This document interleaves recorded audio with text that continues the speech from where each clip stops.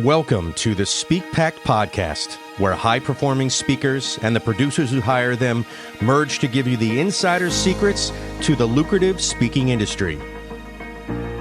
Antoniette Roze, your podcast host and celebrated speaker agent, unveils insider success strategies. Discover a nexus of thought leaders and bookers, maximizing your potential in each and every episode. Your ticket to ultimate speaking success begins right here. Catch the transformative insights waiting for you on the Speak Pact podcast, hosted by the industry powerhouse herself, Antoniette Roze. Welcome back to the Speak Pact Show.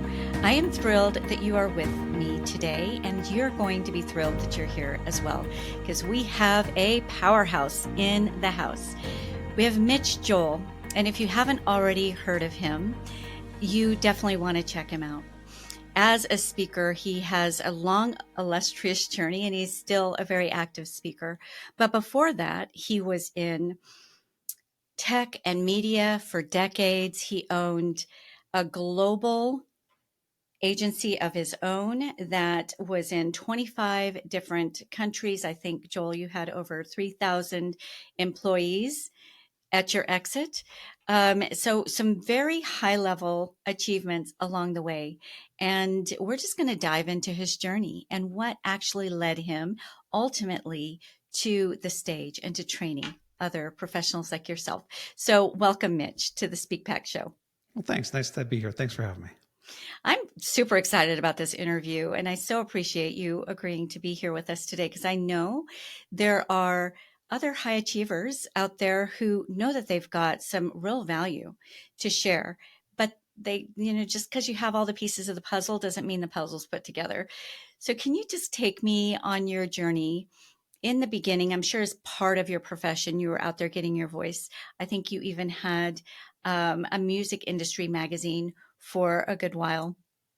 So you're out there getting your voice, but when did you make that decision to really make your voice a more major part of your business model and maybe even revenue stream? Yeah, no, it's a great question. And I spent many times being like most people, just terrified of the idea of public speaking. It was something I constantly felt I was forced to do as a way to promote the work I was doing at the beginning days, for sure, primarily in the music industry. And then as we transitioned the magazine to the very early days of the internet, being someone who was at the early days of digital and being asked to speak about that. And so dry mouth and cotton balls, and even sitting in boardrooms, they go around the table and say, we want you to introduce yourself and tell me the one thing that happened to you today that was remarkable. And I would just watch it go round and around and be panicked as it got closer to me. And then I found myself in a quasi-precarious situation, which is in the early 2000s, I launched a digital marketing agency with 3 other business partners. And what we quickly discovered is that suddenly the world had changed, and all of these digital and social technologies were just starting. So very early days of blogging, very early days, well, even let's just talk about the early days of blogging. And so I realized I could take my journalism and media skills and apply it to this platform where essentially you could write something and then instantly publish it to the world. And we had really amazing rewards from that, from both search engine optimization to just creating a platform in an industry that didn't know me. So in the music industry, I was known, and in the marketing industry, a little less in terms of the agency business. So I would reach out to the trade publications and say, can I write for you? Would you interview me? And they were like, who are you? And I thought, well, I now can use this platform, which we called 6 Pixels of Separation, to start this blog, which we did close to 20 years ago. And what I realized at that time, you were blogging every single day, is I needed to take a break. And so again, very early days of podcasting. And I thought, well, instead of writing on Sunday, why don't I just speak? And so I started this podcast, which to this day, also called 6 Pixels of Separation, continues on. I think it's one of the longest running business podcasts, consistent ones in the world, meaning I do 52 episodes once a week, every Sunday. No duplication, no seasons, no best of, and it's been going ever since day one, where I interview thought leaders. And all of that led to a place where I just so happened to have bought a ticket to attend a very large event. I live in Montreal and Toronto about sales with some amazing sales presenters and keynote speakers. And back then, again, kind of pre-internet e-commerce, I was given the chance to buy a ticket on the phone, spoke to the person. I said, oh, when I'm in Toronto, we'll connect and we'll chat. Chatted with them. They introduced me to the actual owner of the business that was doing these day-long big leadership summits. And they would just took a liking to me and said, hey, if you're ever in Toronto for work, we have an office, you can have some office space there. And I guess they were at the same time following the work I was doing. And then one day when I was in their office, they walked into the little room I occupied and said, hey, we're doing a big event in Edmonton, and maybe you would like to get up on stage and speak for an hour about how you're building your personal brand through these digital channels. And I immediately said, sure. And then quickly realized the ramifications of that one little word with 3 letters in it. I said, yes. And then I realized, ooh, that's very nerve-wracking. It was an event with close to 10,000 people with Dr. Phil as the headliner. So, oh my goodness. I decided, look, there were 2 paths.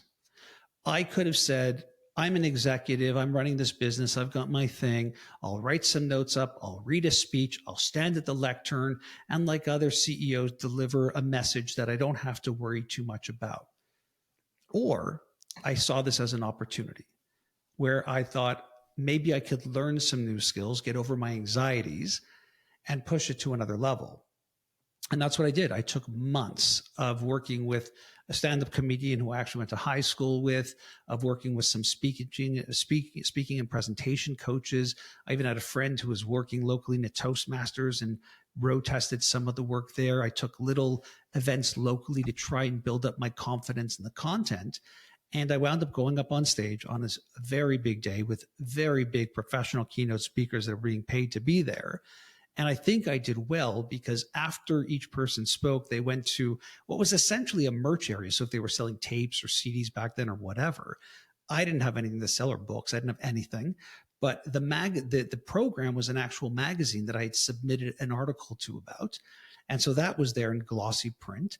And there was a lineup of people who wanted my autograph, which I thought was crazy. Wow. But more importantly, was somebody from Speaker Spotlight, which is one of the largest speaking bureaus up here in Canada, Marnie, who saw me and said, does anybody represent you? And I obviously had no clue what that meant, but we furthered the conversation and was fortunate enough to meet with Martin and Farah, who founded Speaker Spotlight. And I've been with them since that day, 18 plus years. And I think I've gotten more and more comfortable on stage. I still get nervous as one does. But it's been an incredible journey where I have representation with them. And then I'm also have exclusivity in the States and beyond with another great speaking bureau called Leading Authorities. One of the things that I love about you, about your journey, is right off the bat, and it probably had something to do with your CEO status and your journey prior, is right off the bat, you treated it not like just this kind of side project or even side gig, even though you probably didn't necessarily know it was going to go somewhere, but you treated it like a serious business. Even if it turned out to be a one-off thing, you went and got some coaching, you did some homework, you made sure that you were going to deliver large. And this doesn't happen to the average speaker, where at that your first big engagement, you get asked for your autograph and you actually land an agent. But that worked out for you. But I know from being 30 years in the industry, in the speaking industry, even with an agent, to really make a career out of speaking, you still have to treat it like a business. So at what point did you decide, I really like this. This is going to be a major part of what I do, and maybe start exiting out of some other things and go and diving all in with this? I would say there are 2 learnings that I had previous to taking the stage that I wanted to validate ongoing, and I did. One was, it's easier to talk about the work that I think about in terms of where media is going and how the world is changing because of digital technology. So very lucky, very good timing.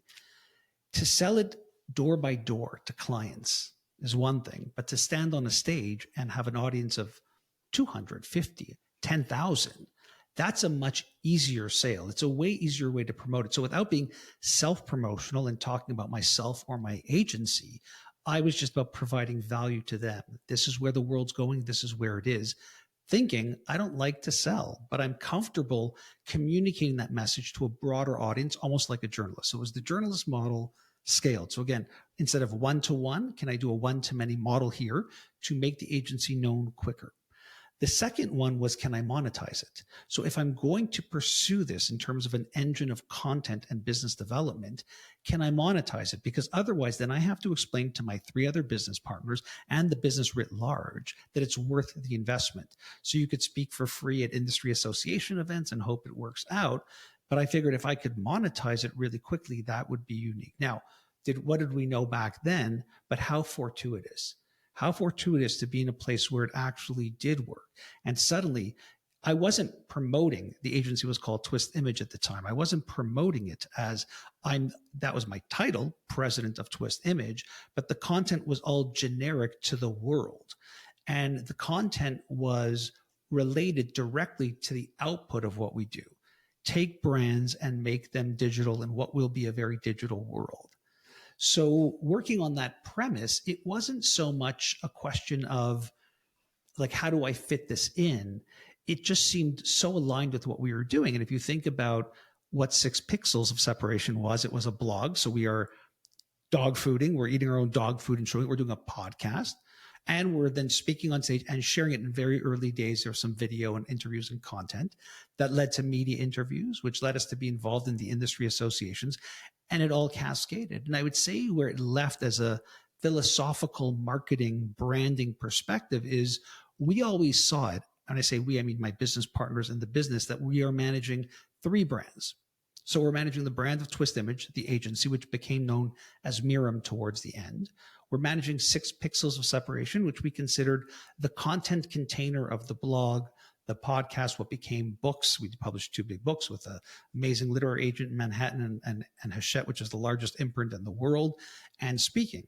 So now we're monetizing all of this, and we're actually generating revenue off of this, which we can offset against business development.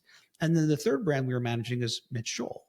And so not to sound like Mitch Joel this, Mitch Joel that, but we would look at it as a third, like I would have to talk about the brand as a third party in the meeting, because what are we doing to elevate that brand?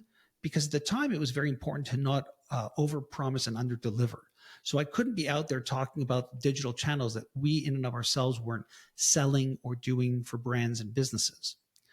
And when we saw it as this portfolio of brands to manage, we realized that as long as we can do that with a business brain in there and monetize it, that would be unique. Now, what I would tell you that's an interesting little tag onto this is we sold this business over 10 years ago to a very large public company called WPP, which is essentially a holding company of some of the biggest marketing and ad agencies in the world.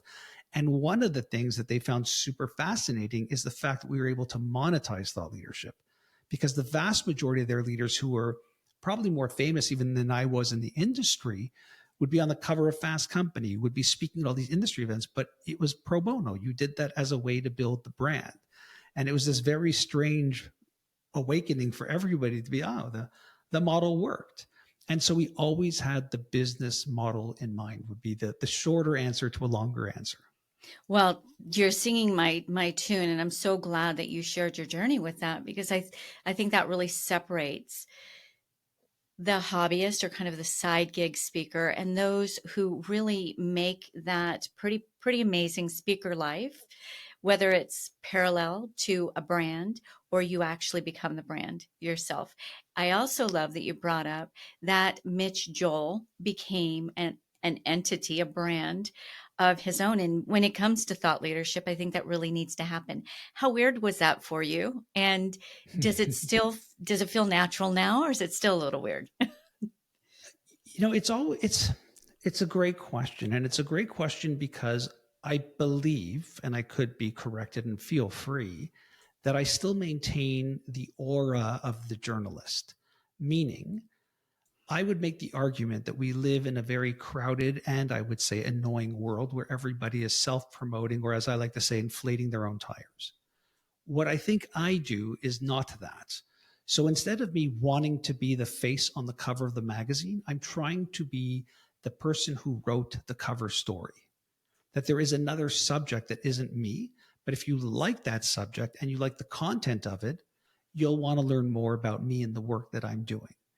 And so I am ever always the journalist. And I think we applied that consistently across the years. Now, has the brand of Mitch Joel enjoyed some form of micro, whatever we want to call it? It's hard to know. I think I'm hitting that weird age impasse where it's not necessarily what I'm aiming for. I'm aiming for a place where if you interact with me, the value you get is a multiple to what I get. And that the output of that is I can do more. What I think is interesting is that you don't need the agency or the business side of it to monetize anymore. Meaning, yes, I sold the business and I left and very graciously was able to take the asset of 6 pixels of separation, my blog, my podcast, and all this and keep going. But if you just isolated 6 pixels of separation being the blog or articles, podcast, the speaking contracts, the publishing contracts, media appearances, that in and of itself has become a bit of a cottage industry in a business, which it really wasn't as much as people think it was back then. That's kind of a new thing. So what's interesting is for those who are listening, who are thinking, oh, I don't like drive this to a business. The actual thought leadership can be the business now. I think the trick is in the value equation. And this is where I think so many people really miss it, which is we are so busy talking about where I'm speaking and how I'm speaking.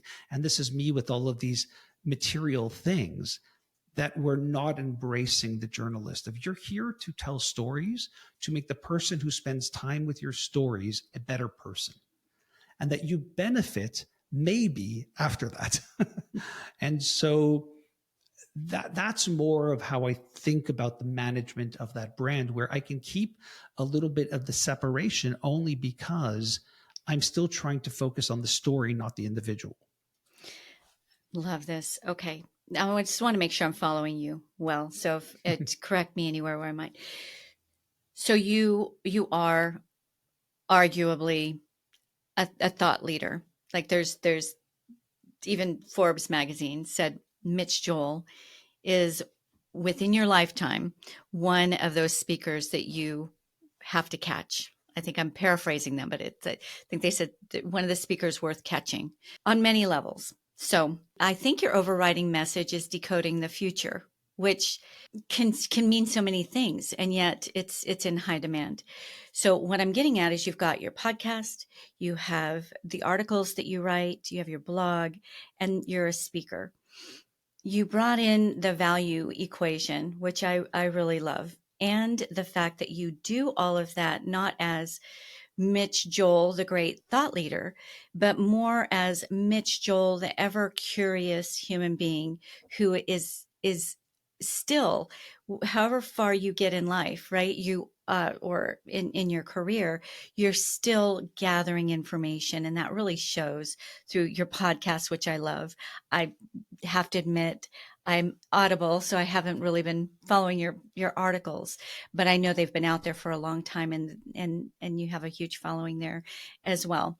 So can you go a little bit deeper into how do you not feel like I've arrived and I've kind of learned everything I need to learn. I'm just going to go and espouse everything that I know to everybody versus keeping that genuine curiosity. It really comes out in your podcast. And making it feel like, hey, I'm learning right alongside my listeners, my readers, my viewers. I mean, if the takeaway is I'm learning alongside my listeners and viewers, then my work here is perfectly done. And that would be the highest form of compliment I would receive on the work. Mm-hmm. So yes, the marketing is I help leaders decode the future. I speak about the future. I write about the future. I decode yes, and yes. But when I think about it from a marketing perspective, I'd make the argument that this. Who gets really booked a lot? There's evergreen topics. Help me sell more. Help me communicate better. Help me lead better. Help me understand my customers better. Help me see the future, what's coming. And because of the perch that I've been fortunate enough to sit on, I am able to not just understand these technologies. I think more importantly, what I do that's unique with the audiences is I don't really talk about technology and the impact of it. I talk about the business models that have been supported by it. And so really what you get when you bring me into a room is I'm helping your audience understand what you have perceived as trends, whether it's Netflix and streaming or TikTok and videos, and helping you get beyond this is what it is and this is why it's funny, cute, or interesting, and understanding, but this is actually how you generate business from thinking like these platforms and understanding how consumers are now engaging at that level with technology. So that work permeates everything. And yeah, you're absolutely right in that I love to read. I love to follow the news. I do have keynotes that are driven by time constraints, 60 minutes, 45 minutes, 20, whatever it is. But I have thousands and thousands of slides, and I create those slides almost daily, if not weekly, based on things that I see that excite me. And some of them just percolate and sit there. Some of them languish and die. And some of them make it to some type of live event where I test it out and I see how it's going. And I'll either add it in as a story block or not. Or, sometimes in the case of, for example, generative AI, it became its own keynote beast of its own because I couldn't contain it just being a story block. And it's very true that in the content that I create, I am very specific and focused on it helping me to achieve all of those goals together. So every week I do a radio hit that goes across iHeartRadio, recording that, transcribing it, turning it into an article and supporting it with the audio from that. So now if you come in to see who is Mitch Joel at mitchjoel.com or sixpixels.com, you see something that is extremely new and relevant and me debating the value of it with another voice being interviewed. Once a week, you'll hear me choose a book that I find interesting and spend an hour cornering the author and not just interviewing them, but having a philosophical conversation, hopefully debate even with them about what this means, not to help them promote the book, but to help me understand the work that they're doing. And then you'll see things that come out otherwise in the week. I have 6 links that I have 2 other friends where we each share a link for each other and explain why we chose it for them. Sometimes I'll write my own article on something that's irritating or bothering me. So every week there'll be at least 3 to 4 pieces of new content that are available to digest independently. You can just love having a coffee with the links on Saturday. You can listen to the podcast on Sunday when you walk the dog, or you can have a news fix just to keep you in the beat of what's the most prevalent thing happening in terms of technology and culture. And all of those cumulatively validate it. And for me, candidly, keeps me young. It allows me to constantly be thinking, what is going to be on the radio next week? Who should I interview for the podcast? What am I missing in terms of these? I mean, you know this as well as anybody. You deliver a deck and you talk about it and work it much like a comedian. You're constantly refining it and trying to get it to be its best. But trends change. Things don't work. I was extremely bullish as an example for NFTs. And while I still am, and I think the foundational technology under it is going to be huge to businesses, I didn't ethically feel like I could go out there and start talking about why you should promote it in a world where, unfortunately, too many people ruined it. Mm. So these are the things that I'm balancing. And ultimately, when I think about why I do it, it's because it's something that I don't ever have to retire from, which is a more philosophical perspective of how I see my career. I can always think, I can always learn, I can always write, I can always speak as long as I have those skills and powers. And so this provides for me a very interesting and diverse life. Oh, you shared so much wisdom there. One of the things I do want to hitch on to is, I say it in a different way, but you just said it in a very eloquent way.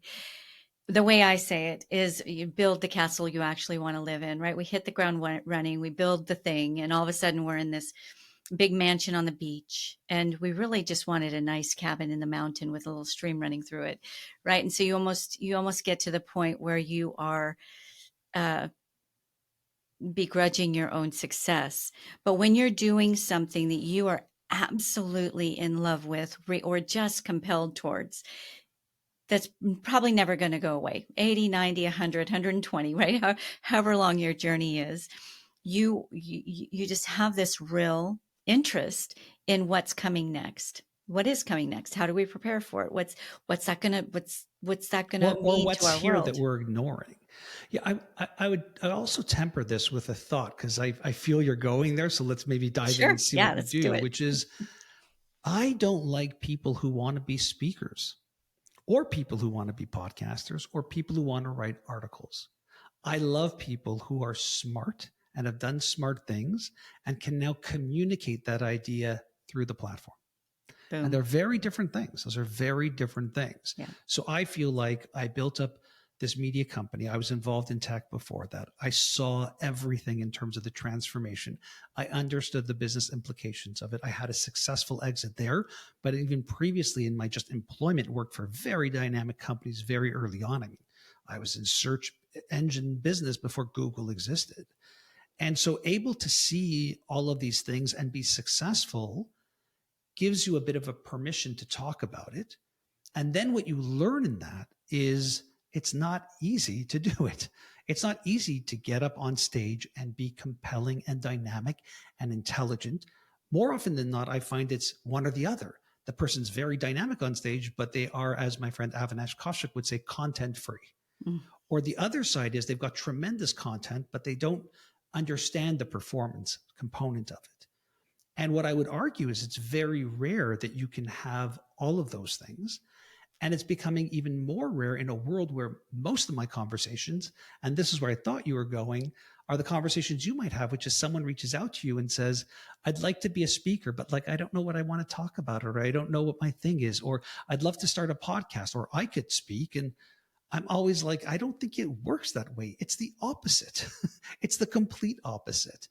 And look, I have some of my peers or even friends who have been extremely successful because they one day woke up and said, I want to be a speaker, without actually having the content. And they worked on it and figured it out. And I'm glad it worked out. But I typically don't love, in terms of content and being in the audience, that as much as someone who has a real strong domain of authority and a very, very cogent way of delivering it. That to me is 100% the sweet spot. And again, I think it's extremely unique. It's not that common. And so we're left with, so what does that mean? And I think what I'm saying is you can do all the preparations and all the hard work and become a speaker or a keynote speaker, but that doesn't necessarily mean you are a keynote speaker. So I also happen to have a podcast where I interview bass players, and they will say to me things like, hey, do you play bass? And I'm like, yes, I play bass, but I'm not a bass player. Meaning it takes a certain type of work to actually be that. And that's not me. And I see this time and time again with people who say to me, I'll tell you an interesting little anecdote, which is for years, and I'm sure you had this too. I do an event and someone would come up to me and say my favorite line, which is, yeah, I like what you did. Like, I think I could be a speaker. I should do that. And I would think for many years, I would just be so angry. Like, how dare you? The audacity. You don't go up to a brain surgeon and say, oh, I could do that or anything like that. And my perspective really changed. And I would say it's only been very recently where when someone says that to me now, and I say this with humility because I am very humble and I have a hard time accepting compliments or giving them about myself, is I usually react now with, I must make it look so easy if they think they can do it. And that has helped me improve even more. Like acknowledging it, like the hard work, the natural talent, and then the ability to keep it going. Where can you imagine doing something this long at this level and having anybody see it and think, oh, I could do that easy? like it to me, it became like, wow, that's a real compliment versus it used to really make me mad. You do have to be a real pro in order to make something easy. And let's just talk Olympians, right? Sometimes it does not look as hard as it actually is. The hours that were put into perfecting that, I think, what was it? The Ninja Warrior thing. Like, I think there were so many just people that worked out or whatever. Really? Thought, yeah. I can do I saw that. that and went, I could never do that. But no, I know what you're saying. Yeah, I do know what you're saying. I think with the work that we do, there's just something else about it. Like people don't say that about, I should be a songwriter or I should be a singer. I don't often hear someone say that about sports. You think even golf, people look at that and go, oh, it's a very small ball in a very small hole that's very far away. Like, that's got to have skill. There's something weird in our business. Stand-up comedians, I think, have that too, where people go like, oh, I could tell jokes on stage. And I'm like, go try and do that. Yeah. There's an art and a science and a lot of hard work to get there. So I actually wasn't going that direction, but I'm really glad you took me there. And I would like to soak here for a moment, because I, as an agency, often get somebody with a great idea who wants to become a speaker tomorrow, right? And even Anthony Robbins went through a ton of growth and figuring things out. It was 12 years before he was Anthony Robbins, right? But yet, for some reason, people think I'm brilliant. I've got these ideas and I'm somewhat funny and I can get up on stage, when there's just so much more to it. It's a business, right? We can't all build Microsoft in a day. We can certainly go out there and get the team and all the structure and all the pieces, but it's not going to be what was built over decades. And that's the very same with speaking. And thank you for bringing this up, because it's something that I run into quite a bit. It is a business, it's an art, and it is a science, and it's a lot of work. It's a lot of ups and downs. And after everything you've been through, you still have jitters, getting up in front of certain audiences. So that says a lot, because you know that each time you get up there, whether it's on a stage or maybe even through your podcast or writing a new great work, that the people on the other side, it has to be communicated in a way where the people on the other side can actually get some value out of it. Yeah, my job is not to, I don't care if I'm nervous, and I actually do care if people think I'm nervous on stage. I don't want that. Yes. My job is to connect, and that's the job. And I think the stress of it comes from wanting to make sure that people connect to it, which I think makes me somebody who's just engaged and really, really cares. I think it was Nick Morgan, who's a great speaking coach. And Nick said, decades ago to me, something along the lines of, if you weren't nervous, you'd probably be dead from the shoulders up. Meaning the act in and of itself is foreign, but also what you're trying to communicate is important. And you're putting that weight on you to have it be effective and good.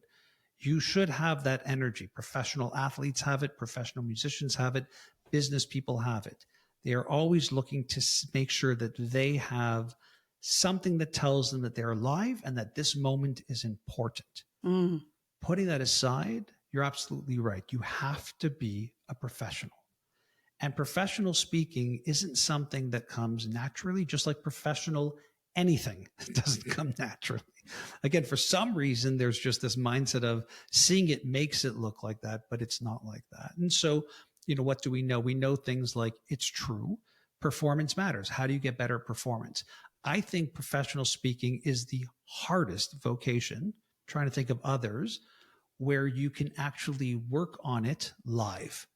Meaning, if I wanted to be a professional comedian today, I could go to a myriad of places in Montreal right now, tonight, and test some stuff out at an open mic or stand-up. But anytime I get on a stage right now, I'm being paid my full fee. And I can't take risks up there. I have to make sure I can deliver. So I have to be very careful as I inject new stories and try to change things up, recognizing that someone else is paying for me to test this material out. Now, there are other ways you could do it, but we don't have the same models as, if I wanted to take a guitar and walk into a bar tonight and ask if I could sit in for a jam, I probably could in a ton of places in any city. So there's that part of it where there's this professionalism that meets performance that's very hard to work on. And so the way you work on it actually is you do a lot of free events at the beginning. You do your churches and synagogues and Toastmasters and public libraries and local chamber of commerces, and you start to get to a place where you feel, or at least or someone like you can validate back to me that this is worth paying for. You're now at a point where this can be paid for. The other thing that I typically do, because I get reached out to a lot of, hey, I want to speak. What do I need to do? And the first thing I always say is, you don't even have a website. I mean, if you don't have a video of you being compelling on stage, all bets are off. If you don't have a website that says, I am a professional speaker, this is what I speak about, here's testimonials about people who've observed me in the audience, here are my topics, here are the abstracts, here's how I look, here's some video, here's some headshots, here's some stuff. So you can say, well, I want to do this, but until you make it a business, it's not really a business. So I'm talking about just physical assets that are required. But what I think happens in the initiation of that thought is you quickly realize, I don't have any of these assets. How do I get them? Aha. Well, that's where the work begins. That's where you have to build out that 60 minutes that you can deliver, that you can get some video of, that other people will say, that is worth it. You got to see this. And that is not going to happen in 48 hours because I woke up and thought I could speak professionally. Now, there are people who can. There are people who've just done a lot in business and can offer that tomorrow and work through their own chambers of commerces, their own industry associations, and get stages. And I think that that's great. But for the vast majority, like you said, they don't necessarily even understand the tools required to even validate that. And I think the bigger thing isn't even that. I think the bigger thing is, do people care? And so when I hear things like so-and-so approached me and they want to speak or they want to do this, and I go online and I realize there's nothing there, I just think they're lying or they don't know. Because we do live in a world where anybody can come up with an idea in text, images, audio, video, short form, long form, live, recorded, however they want, and broadcast it to the world and see in almost real time, does anybody care? And so you can say, I've got this great idea, but if you post it on LinkedIn and 2 people like it, I'm not sure the world cares. And so what is amazing, as you and I are probably more digital immigrants than digital natives, is that anybody who has these proclivities to do this work can't really demonstrate that the only thing missing is representation. And the other side, which I'm sure you'll agree with, is it's really hard for you to build my brand. You're basically going to be able to work with what I give you. And in this day and age, it's actually my job to build the brand, not your job. Your job, my job is to create the demand. Your job is to provide some supply on the other side of it. And again, most people think that, well, if I work with you, you'll turn me into a star. And that just doesn't happen. Can I use that as a commercial? Yeah, please go ahead. Clip it and use it all you like. You just said what I say every day, but it's beautiful coming from you because you've actually lived the process. And it's true, by the way, like as I get older and I'm posting less or less interested in social media, I see a decline in demand. As I speak as much as I want to speak, which is great, I realize, well, I haven't updated my speaker reel since many years. And I'm not giving the bureaus the assets they need to successfully market me. Now, I'm very lucky and fortunate that I get a whole bunch of speaking events every year and my life is great, but I can't complain if I'm like, hey, it's a little quiet this year. Well, when was the last time you updated your headshot? When was the last time you updated your abstracts? When was the last time you updated I'm not giving them the tools they need to do that. How can I be mad? It's not set it and forget it, right? I like to see things updated about every 6 months. I was going to say 6 months it's funny. We just did a great event up in Toronto. I got to give a big shout out to Martin and Farah and the team at Speaker Spotlight. They do their holiday party, which was lovely. Nice. And the next day they did an event called the Talk Exchange, which was just it was about 50 or 60 speakers. And we were talking to each other and exchanging ideas. But one of the things they said is, and this like quasi shocked me, and then maybe of course, is update your headshot every 6 months. Why? Because if they gave you in a package to a client 6 months ago and they're trying to resell you or you have new content, they might look at the picture without looking at the name or anything else and go, oh, I already saw this person. But if you give them a new picture every 6 months, and I was like, oh, like that's just brilliant. Like it was a brilliant insight where I'm like, oh, my picture's about 10 years old. I need to work on that. That's a really, really true thing. They get pitched so many times that they may not read beyond that photo. Or just, I saw that the picture looks familiar. Yeah. They didn't speak at our event, so I already passed, which is like crazy scary to think, but that's how people think. I know it about this part in the show. You're not difficult to find, but I would love for you to share with where are some of the ways that people can reach out to you. And I do know too that I don't know exactly how you go about doing this, but I'd love for you to share a little bit about it. you actually identify thought leaders that you believe in, offer them to organizations and corporations. So if I messed that up, please. No, I'll dance you in the right direction. So yeah, I have a little startup with my business partner, Aubrey, called Thinkers One, which is an online platform where people can buy access, have bite-sized access to some of the best thought leaders in the world. So basically, these are 15-minute experiences with over 100 thought leaders that you can either have them pop into your meeting, do a Q&A and ask me anything, or they have topics that you can choose. And by the way, you customize all of this and they will record the video just for you, for your team. The idea came obviously during COVID, but as a way to make thought leadership accessible to every organization. A lot of the barriers come when you have agents and travels and hotels and speaking fees. But if it's just a quick 15-minute where you fill it out online, put it on your credit card, it's just an easy way to get access and give them a taste of what you can do. And as we know with TED Talks, 15 minutes, you can deliver some pretty big messages in that time. So that's a little startup business that we have called Thinkers One. But if you want to reach me, just go to sixpixels.com or mitchjoel.com and they all redirect to the podcast and my articles. And it's 6SIX or the number? Yeah. Well, we have all of them, but go with SIX. Okay, yeah. great. Yeah. One last question, and then we'll get to the signature question, and I'll let you get back to your busy world. You talked about pressure at different levels. So I think, when you're first starting out, the pressure is, how does somebody even discover me? How do I have this message, I've got this world of knowledge, let's say you're a doctor, and some solutions that I really am passionate about getting out there. I would say your very first question at that level is, what am I still going to be excited about 10 years from now? What am I really good at? And am I going to be excited about that 10 years from now? Because if you're not excited about a body of information, then you can get tired of hearing yourself talk about it. I think I'd love to hear your thoughts on there. But do you find that there's different pressure level as you grow, or as you get to a different level in your career, there's a different set of pressures, or maybe even uncomfortable areas that you have to deal with, discomforts? I'm not sure where I sit on this, because as you age and mature and find comfort and understand and just get experience, needs change. Some people speak because they really like the attention and energy. Some people speak because they really want other people to benefit from the knowledge they have. Some people, it's a mentorship position. Some people, it's a fame thing.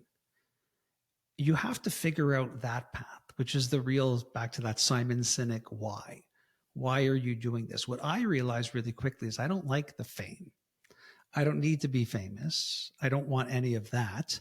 I'm okay with the vast majority of my events being to people who probably don't even know who I am in the audience. And most of the time I jokingly refer to it as a hostage situation, because they're at a corporate event. They're forced to be there. They're sitting inside a hotel when they could be golfing, surfing, scuba diving, or whatever.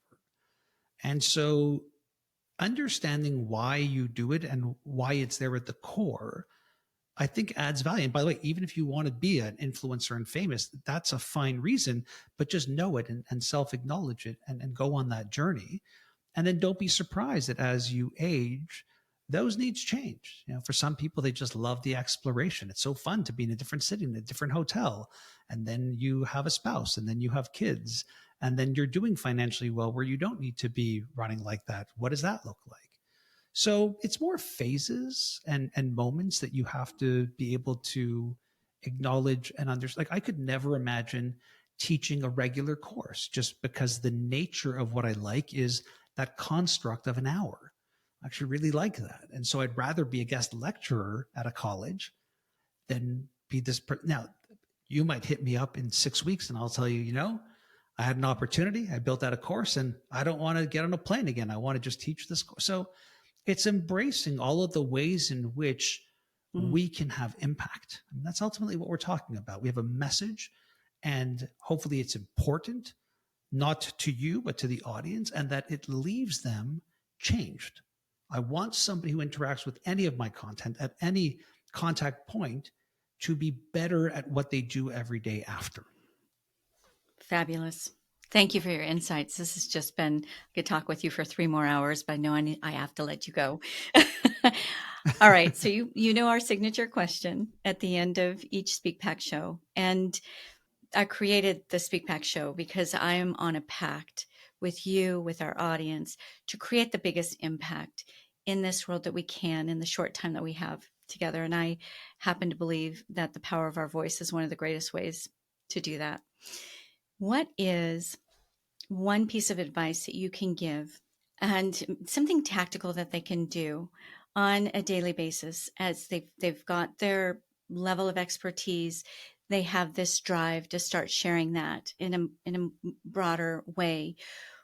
What are some things that they should start doing to move their career in that direction? I had 2 thoughts. I'll leave you with the one that might be more tactical and aligned with me and my digital brand, Okay. which would Sounds be good. create one piece of content for your LinkedIn profile that has nothing to do with you, but everything to do with your brilliance, and publish it once a week and commit to doing it for at least a quarter. See what happens. And at the same time, for every post that you're thinking about posting about how great you are or what's happening in your life. So if let's say you're doing 3 of those, try posting 2 and seeing what happens. And see from there. That would be my non-digital one. My digital one. It. I have a non-digital one, but that's my digital one. Do you want to give us a second one? The non-digital one might sound archaic and might be a sign that I'm now officially in the olds, but I would also say choose a book relevant to your actual industry, even if it's a competitor. Start reading it. Read 5 pages a day, a chapter a day, 10 pages a day. And at the end of every day, grab a physical notebook and write down 2 things that you either agree with, don't agree with, a new idea that it create a question that it came up in your brain. Those to me are the best ways to stimulate not only industry knowledge, but to think differently about the work, because people will often say, I can't write that book. Someone else wrote that book, not understanding or speaking that no one's coming to you because you are the gatekeeper of that topic. They're coming to you for your perspective of experience on that topic.